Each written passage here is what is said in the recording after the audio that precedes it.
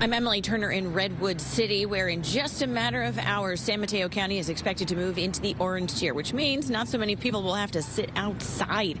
They'll be able to move inside as they get one step closer to recovery, which is fantastic news. San Mateo County Board President David Canopus says that it has to do with the vaccine as well as a lack of major holiday or events since that big holiday surge we saw where everything was shut down for the second time.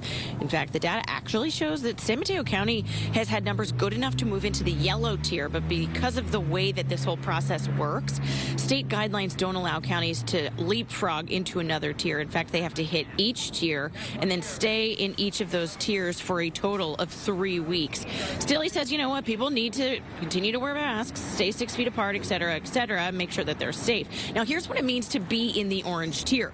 Bars can reopen again outdoors. Gyms and card rooms can operate at 25% capacity, and then museums, movie theaters, places of worship, indoor dining, they can all move from 25 to 50%, doubling their indoor occupancy, which for so many of these businesses, which basically for the last year, because remember, this is the 1 year anniversary of when shelter in place first went into effect, they have been hurting. This now is an opportunity, hopefully, for them to recoup some of their losses. Reporting live in Redwood City, Emily Turner, KPIX 5.